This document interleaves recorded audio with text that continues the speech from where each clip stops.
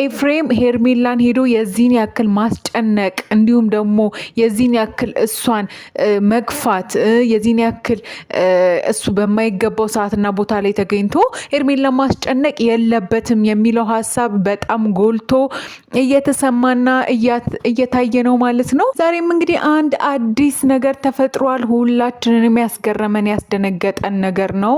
አንዳንድ ሰዎች ያው በሰዎች ህይወት ውስጥ ሲገቡ በሰዎች ጉዳይ ውስጥ ሲገቡ እነዛ ሰዎች አስተያየት እንዲሰጥባቸው ወይም ደግሞ እንዲተቹ ያደርጋል ማለት ነው።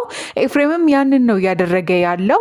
አብዛኞቻችን ዛሬ በተለቀቀው ቪዲዮ ላይ እጅግ በጣም ተሰምቶን አዝነን እንዴት እንደዚህ ይሆናል ብለን የጠየቅነው ጥያቄ ነው። የአብዛኞቻችን ሀሳብም ይሄንን ይመስለኛል። ሰላም እንዴት ናችሁ? ውድ የሀገሬ ልጆች በሀገር ውስጥም በውጭም ያላችሁ እንዴት ናችሁ? እንዴት ስቆያችሁ? በያላችሁበት ሰላማችሁ ይብዛልን። በያላችሁበት ፈጣሪ ጠብቃችሁ እንላለን። ማለት ለቻናላችን አዲስ ከሆናችሁ እባካችሁን 2 ደቂቃ ስጡንና አጠር ያለች እንዲሁም ደግሞ ሁላችንንም ያስደነገጠን ያልተሰማውን መረጃ ወደ እናንተ እናደርሳችኋለን ማለት ነው። እንዲሁም ቤተሰብ ያልሆናችሁን ሰብስክራይብ አድርጉና የተለያዩ አዲስ ቤተሰባዊ መረጃዎችን ወደ እናንተ የምናደርሳችሁ ይሆናል ማለት ነው። እንግዲህ በዛሬው ዕለትም የአብርሃም ታላቅ ወንድም የሆነው ኤፍሬም በጣም ባልተጠበቀ መልኩና ያልጠበቅነውን ነገር አድርጎ አግኝተነዋል ማለት ነው። ይህም ምንድነው የሚለው ነገር በጣም ብዙዎቻችንን ያሳሰበ ነገር ነው። ለምን የዚህን ያክል ደረጃ ኤፍሬም ለምን የዚህን ያክል ሄርሜላን ለመጉዳት እንዲሁም ደግሞ የምን ለዚህን ያክል ሄርሜላን ለመግፋት ለማስጨነቅ አስፈለገ የሚለው ነገር የሁላችንም ጥያቄ ሆኗል ማለት ነው። አብዛኞቻችን እንግዲህ በዛሬው ዕለት ሄርሜላ ይሄ አይገባትም፣ ለምንድን ነው እሱ ኤፍሬም በዚህን ያክል ጫና የሚያደርግባት? ምክንያቱም ጉዳዩ የሚመለከተው ሰው አብርሃም የራሱ ወንድም እያለ ሄርሜላ ድረስ ሄዶ ቀለበቱን አምጪ አውልቂ ብሎ አስገድዶ መታገል ይሄ ልክ ያልሆነና ነውር የሆነ ነገር ነው ብለን እንወስደዋለን። ምክንያቱም በትክክለኛው መንገድ እንኳን ይሄ ነገር ይወራ ቢባል ስርዓት ባለው መንገድ ነው ሄርሜላን ማውራትና እሷን መጠየቅ የነበረበት። ነገር ግን ትግል ድረስ ሄዶ ከእጇ ላይ ቀለበቱን ለማውለቅ መታገል ይሄ ልክ ያልሆነ ነገር ነው።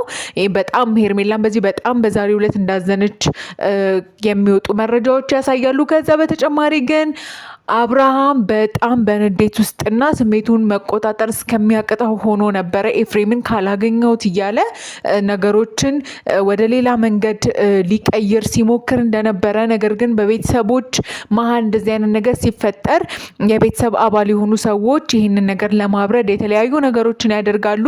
አብርሃምንም በዛሬው ዕለት እንግዲህ በብዙ ቤተሰብ ልመናና ግፊት ነው ማለት ነው እንዲረጋጋ የተደረገው እንጂ ከኤፍሬም ጋር ከባድ የሆነ ጸቡ ውስጥና ከባድ የሆነ ጥላቻ ውስጥ እንደገባ እንዲሁም ደግሞ ከዚህ በላይ ልታገሰው አልችልም፣ ወንድሜ ቢሆንም በእኔ ህይወት ውስጥ መግባት መብት የለውም። ለምንድን ነው እንደዚህ አይነት ድርጊት የሚያደርገው? እኔ የወደድኳትን እኔ ያፈቀርኳትን እኔ ሚስት የምትሆነኝን ሴት ለምንድን ነው በዚህ ያክል ደረጃ ሄዶ ሊያዋርዳት እንዲሁም ደግሞ እሷን የዚህን ያክል መታገልና የማይመለከተው ቦታ ላይ ሄዶ እሷን ማዋረድ ይሄ ልክ ያልሆነ ነገር ነው። አይደለም እሷን እኔንም መናገር አይችልም በማለት ነው እንግዲህ አብርሃም በቁጭትና በንዴት ሲናገር የነበረው።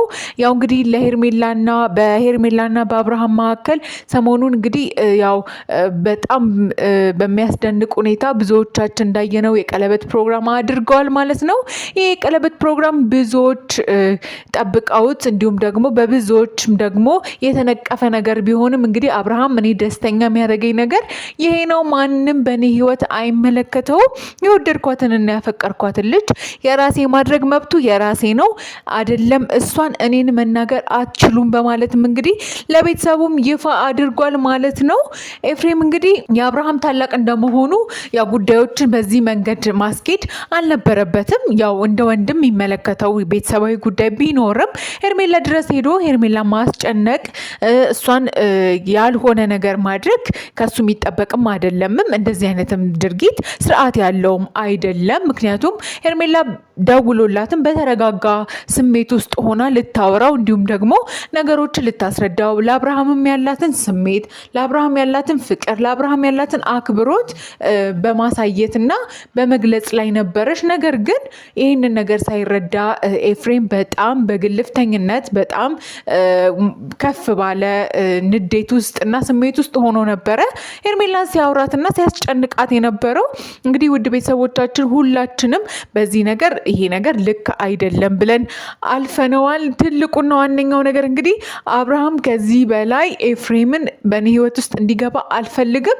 ከዚህ በኋላ የህይወትና የመኖርና ያለመኖር ጉዳይ ነው። ወንድሜ ነው፣ አከብረዋለሁ። ወንድሜ ነው፣ ቤተሰቤ ነው። ነገር ግን ከዚህ በላይ ልታገሰው አልችልም።